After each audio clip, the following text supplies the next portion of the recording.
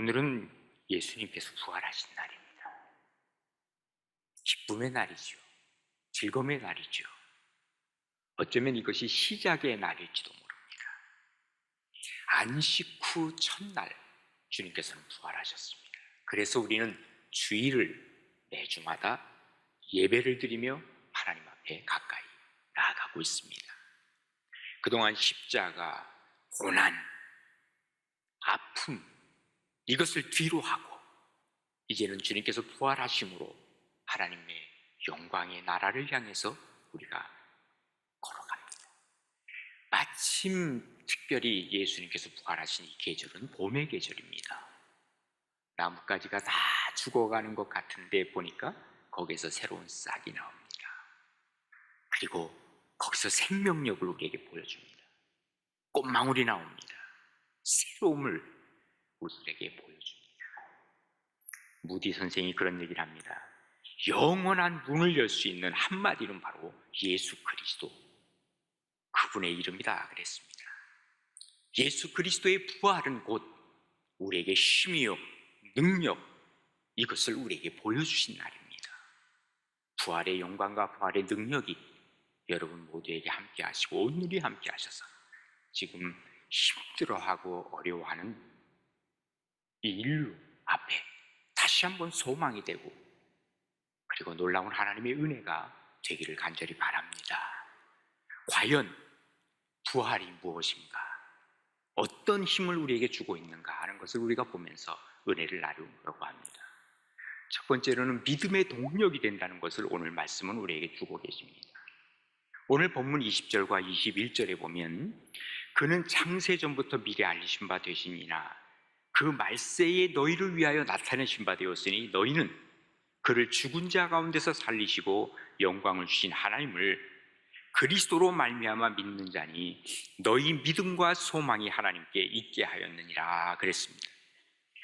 우리 그리스도인들, 하나님을 믿는 자들이죠. 이 믿음의 시작이 바로 하나님이요, 그리고 그 믿음의 대상, 누구를 믿느냐, 그것도 역시 하나님이요, 그리고 믿음의 내용도 역시 하나님입니다. 하나님이 이 땅에 육신으로 오신 그분이 바로 예수 그리스도이시죠. 왜 육신으로 오셨는가? 우리의 죄의 문제를 해결하기 위해서 오셨습니다. 그런데 그 예수님은 우리의 죄의 문제를 가지고 죽으실 수밖에 없었습니다. 그것이 바로 우리 인간의 죄, 인성으로 오신, 우리의 육신을 입고 오신 예수님의 죽음이었습니다. 그러나 그 예수님이 다시 살아나셨습니다. 부활하셨습니다. 이것은 바로 신성을 가지신 하나님의 능력 그 자체이셨습니다. 이 모든 것은 사실 창세 이전에 주 하나님의 계획 속에 있었습니다. 우리가 이것을 받아들임으로 말미암아 이것이 믿음이 되고 이 믿음을 통한 우리의 기쁨 부활의 영광이 우리 가운데 자리 잡을 수가 있는 것입니다. 부활신앙이라고 하는 것은 곧 우리의 인생을 새롭게 만들고 우리의 가치관을 변화시키고 삶의 질이 달라지고 그리고 그 믿음의 안목이 생겨난다는 것입니다. 그래서 바로 부활은 우리의 믿음의 동력, 믿음의 힘이 된다고 하는 얘기입니다. 믿음의 중심에 바로 예수 그리스도께서 계신다는 거예요. 예수 그리스도께서 계시지 않으면 그것은 바로 믿음이 아닙니다. 세상에 많은 사람들이 믿음을 갖고 있다 하지만 예수 그리스도가 없는 믿음은 믿음이 아닙니다. 왜? 예수 그리스도께서 부활하셨기 때문에 그렇습니다. 우리가 믿는 예수님은 과연 누구이신가? 사도신경에 예수님에 대해서 7가지를 얘기를 하죠. 성령으로 잉태하셨습니다. 그리고 동정녀 탄생하셨습니다. 고난당하셨습니다. 십자가에 죽으셨습니다. 그리고 부활하셨습니다. 그리고 승천하셨습니다. 다시 오실 재림하신 예수님이 계십니다. 7가지를 믿는 것이 우리의 신앙입니다. 그 중심에 바로 예수님의 부활이 계신다는 사실을 우리는 기억해야만 합니다. 예수님이 부활하셨다고 하는 것은 예수님의 부활은 곧 역사의 한 획을 긋는 최고의 사건입니다. 요즘 보니까 뉴스에서도 뭐라고 얘기를 하냐면 기독교의 최고의 절기, 예수님이 부활하신 부활절에 이 코로나 바이러스가 퍼지지 않을까 염려한다는 거예요. 요즘 뉴스에서 아예 부활절에 대해서 선전을 해줍니다. 이것이 바로 역사의 중심이라고 하는 것을 자기들도 모르지만 얘기하고 있는 것이 아닌가 하는 생각을 가져봅니다. 여기에 바로 우리 그리스도인의 기쁨이 있습니다. 역사를 변화시킬 뿐만 아니라 나 개인의 역사도 완전히 반전시키는 놀라운 역사가 일어나는 것입니다. 부활이 있기 때문에 우리는 고통과 아픔과 괴로움과 그리고 환난과 근심 걱정 모든 것이 있을 때라도 희망을 갖는 것. 왜? 주님이 부활하셨듯이 우리도 부활하여 이 모든 문제가 해결되고, 그리고 예수님의 부활이 모든 아픔과 고통을 반전시키듯이 우리의 삶을 완전히 반전시킬 수 있다라고 하는 소망을 우리는 안게 된다는 것입니다. 이것을 갖고 있는 것이 우리의 믿음입니다. 부활이 만약에 없었다라고 한다면 예수님은 어쩌면 역사 속에 살다가 그저 죽은 한 사람, 그야말로 별 볼 일 없이 죽어간 한 사람 정도로 끝날지 모릅니다. 그리고 기독교의 존재도 불가능합니다. 그저 핍박이 있고 나면 어느 누구도 살아날 수 없을, 그래서 아마도 1세기에 기독교는 다 끝나버리고 말았을 것입니다. 제자들이 있을 필요가 없습니다. 흩어졌을 것입니다. 인류의 역사가 분명히 달라졌을 것입니다. 우리 개인에게도 마찬가지입니다. 예수님이 없다면 우리의 존재라고 하는 것은 별 볼 일 없는 존재가 되었을 것입니다. 그러나 예수님의 부활을 통해서 우리의 존재가 달라지고 세상의 인류의 역사가 달라졌다는 사실을 우리는 기억해야만 합니다. 부활은 이미 예언된 일이요, 그리고 많은 제자들이 목격한 일이요, 성경이 증거하는 일이요, 고난과 핍박 속에서도 굴하지 아니하고 복음을 증거하는 그러한 증거들이 바로 부활의 증거들입니다. 우리 믿음의 중심에 바로 부활이 있습니다. 이것은 이성을 초월한 하나님의 능력이라고 하는 사실을 우리가 받아들여야만 합니다. 우리가 이것을 믿으면 그때부터 우리의 영의 눈이 열려지게 됩니다. 하나님의 말씀을 받아들이게 됩니다. 인간의 힘도 사실은 굉장하다는 것을 느낍니다. 피조물임에도 불구하고 인간의 힘이 굉장하다. 그런데 우리 하나님의 힘과 하나님의 능력은 그 이상의 것입니다. 온 우주를 창조하시고 그야말로 수천억 개의 그 별들이 말이죠, 궤도를 이탈하지 아니하고 다니는 것을 보면 이것은 정말 조물주가 아니면 생각할 수 없는 일이라는 것입니다. 요즘 우리가 코로나 바이러스로 말미암아 어디를 가든지 체온을 측정합니다. 그죠? 그런데 그 체온도 참 희한합니다. 우리가 살아있는 한 우리는 36.5도를 유지하고 있는 겁니다. 아무리 추운 남극이나 북극을 가도, 그리고 열대지방을 간다 할지라도 우리의 체온은 그대로 유지가 된다, 그 말입니다. 이것이 조금 높으면 뭔가 바이러스에 감염됐다라고 우리는 느끼고, 그리고 이것이 조금 점점 높아지면 우리가 몸에 이상이 생기게 되고 위험해지는 것입니다. 또 이것이 자꾸 낮아지면 결국은 우리는 우리의 생명을 유지할 수 없다는 것입니다. 맥박도 마찬가지죠. 혈압도 마찬가지죠. 아니 어떻게 이것을 계속 유지해 갈 수 있느냐, 그 말이에요. 하나님께서 인간을 설계하실 때 그렇게 만드셨고, 그리고 우리는 이 설계 지도를 요즘 우리가 생각하게 되는 이게 바로 게놈 지도 아닙니까? 그런데 이 코드를 바로 풀어내서 책으로 만들면 한 사람이 그 게놈 지도만 하더라도요 수백 권의 책에 달한다고 그렇게 얘기를 합니다. 제작자이신 하나님을 우리가 인정할 때 우리는 부활의 역사 하나님께서 이루십니다라고 하는 고백을 할 수 있습니다. 하나님이니까 하실 수 있다라고 하는 것입니다. 이게 어쩌면 우리의 신앙의 동력이 되는 것입니다. 여기서부터 우리의 신앙은 나오기 시작하는 겁니다. 그러니까 창조하신 하나님, 그리고 부활하신 예수 그리스도, 다시 오실 예수 그리스도, 이게 같은 베이직을 깔고 있다라고 하는 것을 우리는 부활을 통해서 배울 수 있는 우리의 신앙이라 하는 얘기입니다. 예수님의 제자들도 처음에는 예수님을 믿지 못했습니다. 부활하신 예수님을 믿지 못했다 그 말입니다. 그러나 부활하신 예수님이 나타나셨습니다. 그들과 함께 식사를 하셨습니다. 더 이상 부인할 수가 없었습니다. 그 이후에 어떻게 되었습니까? 생명 걸고 그들은 예수님을 믿었고 예수님을 증거했습니다. 이것이 바로 믿음입니다. 정말 다시 사신 예수 그리스도, 모든 것의 가치관을 바꿔주신 예수 그리스도, 나의 삶을 변화시키는 예수 그리스도, 그분께서 다시 사신 이 부활의 날, 우리가 믿음을 다시 한번 확인하고, 그리고 주님 때문에, 예수님 때문에 우리의 신앙이 계속해서 성장해 갈 수 있다는 사실, 이것을 믿음으로 받아들이면서 주님의 부활을 기뻐하고 축하하고, 그리고 하나님께 영광 돌리는 삶이 우리 모두의 삶이 될 수 있기를 간절히 바랍니다. 그리고 그 다음에 이제 또 하나의 동력이 생기는 것은 사랑의 동력입니다.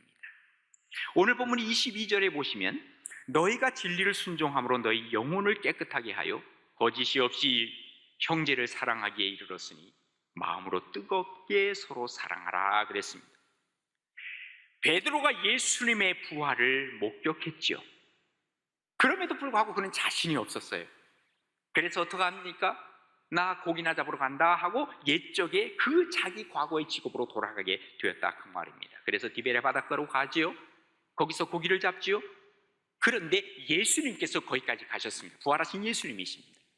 그리고 그에게 먹을 것을 달라고 해서 생선을 함께 나눠 잡수신 거예요. 식사를 하신 거예요. 자, 그러면서 예수님께서 베드로에게 얘기하시죠. 시몬아, 내가 나를 사랑하느냐라고 물으셨습니다. 그 사랑하느냐 하는 주님의 그 물음에 더 이상 빠져나갈 길이 없습니다. 부활하신 예수님께서 내가 나를 사랑하느냐라고 했을 때 베드로가 뭐라고 얘기를 합니까? 내가 주님을 사랑하는지 주님 아시잖아요? 그렇게 대답합니다. 그때 주님께서는 내 양을 먹이라, 내 양을 치라 라고 얘기를 합니다.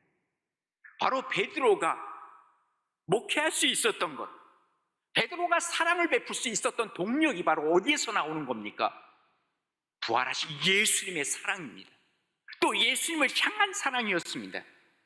우리가 사랑하고 싶어도 사랑하지 못합니다. 왜? 용기가 안 납니다. 또 사랑할 수 있는 여력이 되지 않습니다. 내가 힘이 없습니다. 그 힘을 공급해주고 또 용기를 공급해주는 것이 바로 예수님의 부활의 사건이라 그 말입니다. 세상적 사랑도 어떤 동기가 필요하고 동기가 있습니다. 그러나 아가페적인 이 주님의 사랑, 희생적 사랑, 주님의 부활이 없으면 도저히 우리는 불가능한 것입니다. 오늘 본문의 베드로는요, 예수님의 사랑을 알았습니다. 내가 나를 사랑하느냐, 여기서부터 시작하는 겁니다. 그리고 베드로전서 4장 7절에 보면 그는 이렇게 얘기를 합니다. 만물의 마지막이 가까웠으니 그러므로 너희는 정신을 차리고 근신하여 기도하라. 무엇보다도 뭐예요? 뜨겁게 서로 사랑할지니 사랑은 허다한 죄를 덮느니라 그랬습니다. 사람의 허물이 보이죠. 저 사람 기분 나쁜 게 보이죠. 죄가 보이기 시작하죠. 뭐 때문에 그런지 아십니까? 사랑이 없기 때문입니다. 한마디로 말해서. 다시 말해서 예수 그리스도의 사랑의 스크린으로 세상을 바라보고 사람을 바라보면 사랑이 가게 돼 있습니다. 그런데 그 스크린이 없어졌어요. 예수님의 부활의 스크린이 없어져 버렸어요. 그러니 미움이 되고, 그리고 저 사람이 싫어지기 시작하고 사랑의 마음은 없어지기 시작하더라 그 말입니다. 우리가 뜨겁게 사랑할 수 있는 길은 다른 거 없습니다. 주님의 부활의 이 사건이 나에게 뜨겁게 다가와야 이 뜨거운 사랑을 내가 나눌 수 있습니다. 뜨겁게 사랑하는 것은 바로 부활 신앙으로 온다는 거예요. 그때 남의 허물이 보이지 않습니다. 희생적 사랑만이 우리에게 남게 될 것입니다. 우리가 주님으로 시작하는 것과 나로 시작하는 것은 다릅니다. 주님으로 시작하면 주님과 함께 하는 것이요, 결과도 주님 앞에 맡기기 때문에 주님이 영광 받으시는 겁니다. 나로부터 시작을 하면 내가 할 수 없는 것은 못한다라고 얘기를 합니다. 그러나 주님으로 시작하면 주님께서 무엇인지 할 수 있습니다. 나로 시작을 해서 혹시 성공을 한다면 뭐예요? 내가 영광 받아야만 하는 것입니다. 우리가 부활하신 주님과 함께 시작을 하고 주님과 함께 이 일을 이루고 마지막 하나님께 영광을 돌리는 것, 이것이 부활신앙의 사랑의 동력이라고 얘기를 할 수 있는 것입니다. 고린도서 5장 14절에 보면 그리스도의 사랑이 우리를 강권하시는도다. 우리가 생각하건대 한 사람이 모든 사람을 대신하여 죽었은즉 모든 사람이 죽은 것이라.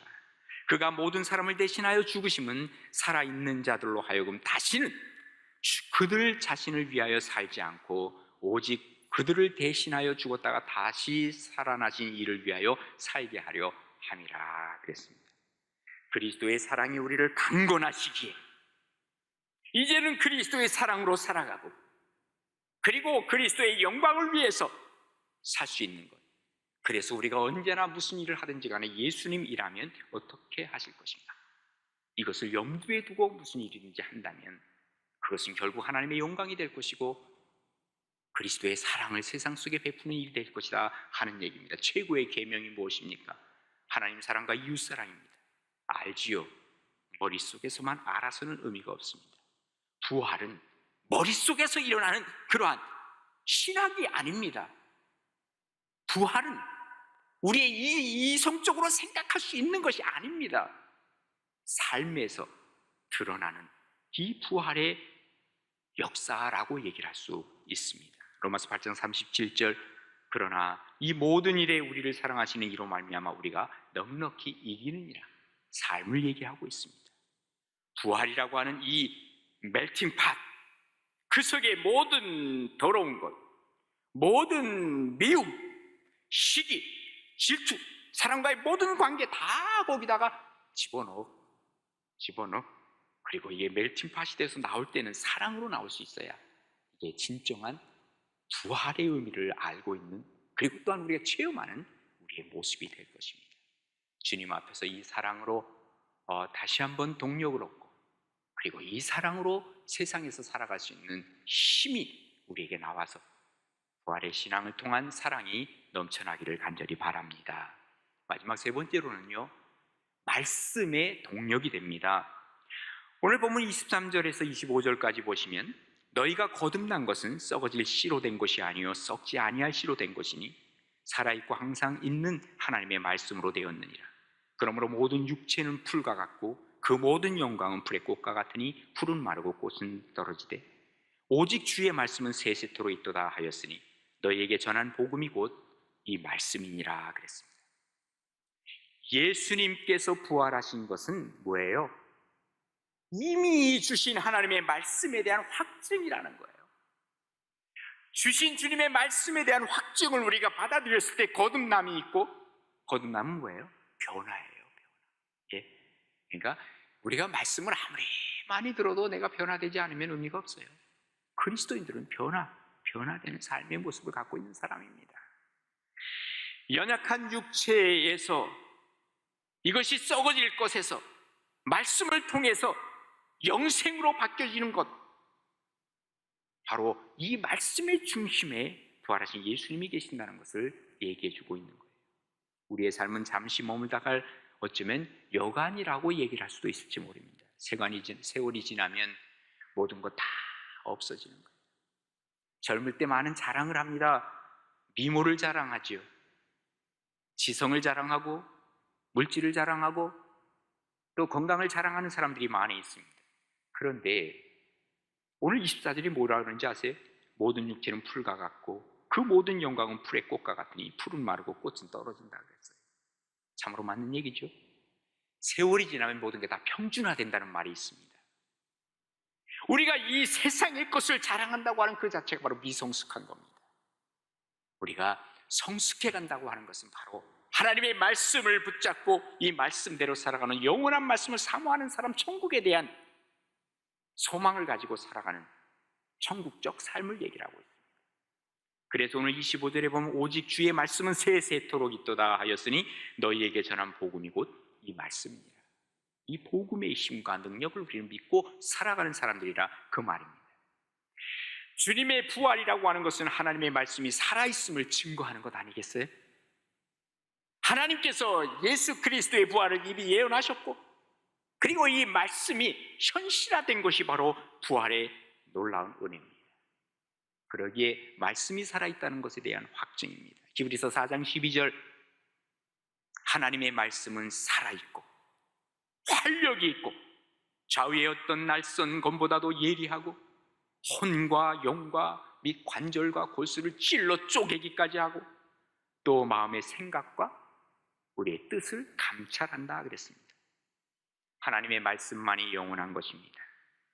사람을 변화시키는 놀라운 능력이 그곳에 있습니다. 이것이 바로 복음이요. 그리고 이 복음 속에 핵심이 바로 부활을 담고 있다 하는 얘기죠. 1차 세계대전 이후에 신학적으로는 자유주의 신학이 굉장히 많이 나오기 시작했습니다. 이것에 대항해서 말씀의 신학으로 돌아가야 된다라고 외쳤던 사람이 바로 칼 바르트라고 하는 사람입니다. 그러면서 이 사람은 얘기를 하기를 말씀에는 세 형태가 있다라고 얘기를 하죠. 첫 번째 말씀의 형태는 성육신하신 말씀이라는 거예요. Incarnated Word라고 얘기합니다. 주님이 이 땅에 오셔서 바로 성육신하신 예수 그리스도 그 자체가 말씀이라는 거예요. 우리가 부활하신 예수 그리스도를 바라보면서 주님 부활하셨습니다. 이걸 보면서 주님이 주신 말씀을 우리가 듣는 복음입니다. 그 다음에 또 다른 하나님의 말씀은 written word, 쓰여진 하나님의 말씀 성경을 얘기를 합니다. 그리고 세 번째 하나님의 말씀은 선포되어진 하나님의 말씀 케리구마라고 얘기를 해서 이것은 바로 이 설교를 통해서 하나님의 말씀이 증거됩니다. 이게 바로 하나님의 말씀이라는 거예요. 전도하면서 하나님의 말씀이 증거되는 것입니다. 부활의 주님께서는 바로 말씀 속에서 우리에게 다가오십니다. 성경의 현재화라고 얘기를 할 수 있습니다. 그래서 하나님의 말씀이 우리에게 주어지면 지금 여기에서 하나님은 말씀하시는 거예요. 그리고 그 말씀을 통해서 우리는 부활하신 예수 그리스도를 증거하는 거예요. 그래서 이게 케리구마, 하나님의 말씀, 놀라운 증거, 이렇게 얘기합니다. 북한에서 넘어온 귀순자가 이런 얘기를 했다고 합니다. 북한 사회는요, 한마디로 말하자고 한다면 미친 사회입니다. 그런데 내가 남한에 와서 보니까 남한 사회는 썩은 사회입니다. 미친 사회가 좋은가요? 썩은 사회가 좋은가요? 미친 사회가 더 나쁜 사회인가요? 썩은 사회가 더 나쁜가요? 중요한 것은 하나님의 말씀이 있으면 미친 사회도 바꿔갈 수 있고 썩은 사회도 바꿔갈 수 있습니다. 디모데후서 3장 16절 아시죠? 모든 성경은 다 뭐예요? 하나님의 감동으로 된 것으로 교훈과 책망과 바르게 함과 의로 교육하기에 유익하다. 잘못됐으면 바르게 할 수 있고요. 하나님의 말씀을 통해서 의로 교육하게 되면요, 이게 썩은 사회도 미친 사회도 바꿔갈 수 있는 게 바로 하나님의 말씀 아닙니까? 이 말씀의 동력, 힘이 어디서 나오냐? 예수님이 부활하지 않으셨다면 이 말씀도 의미가 없어요. 우리가 말씀의 능력을 가지고 살아갈 수 있는 그 동력이 바로 예수님의 부활이라. 모든 세상이 다 변합니다. 네? 헬라 철학자가 그런 얘기를 하죠. 판타레이, 뭐예요? 다 만물이 다 유전한다, 다 변화된다. 오늘 말씀 그대로예요. 모든 육체는 풀과 같고 모든 영광은 다 풀의 꽃과 같으니 풀은 마르고 꽃은 떨어지는 것, 이것을 얘기를 하는 거예요. 그런데 진리만이 우리는 영원하다는 거예요. 요즘 많이 꽃구경 잘 못하잖아요. 그래도 우리 참 대한민국은요, 밖에 나갈 수 있다고 하는 게 우리 얼마나 감사한지 몰라요. 네? 특히 여기 서울은요, 지금 뭐 꽃구경 못하도록 다 못 들어가게 했는데 제가 어제도 밤에 잠깐 나갔다 왔어요. 탄천 걸었어요. 이야, 정말 우리 대한민국 좋은 나라다. 그런데 그 꽃을 보면서 생각이 납니다. 벚꽃이 이제 조금씩 다 이제 시들어들더라고요. 이것과 함께 코로나 바이러스도 좀 시들어가기를 간절히 바랍니다. 또 그렇게 될 것입니다. 어쩌면 우리의 인생이 그런 것입니다. 결국 마지막 남는 것은 뭡니까? 하나님의 말씀만 남는 거예요. 세상도 다 변화되는 거예요. 판타레이 맞습니다. 다 변화되는 거예요, 세상이. 우리가 끝까지 변치 않은 하나님의 말씀, 말씀의 힘, 말씀의 능력, 우리가 부활의 예수 그리스도를 붙들고 정말 이 능력으로 살아가는 우리 가나안 교회 모든 성도들 다 되어질 수 있기를 간절히 바랍니다.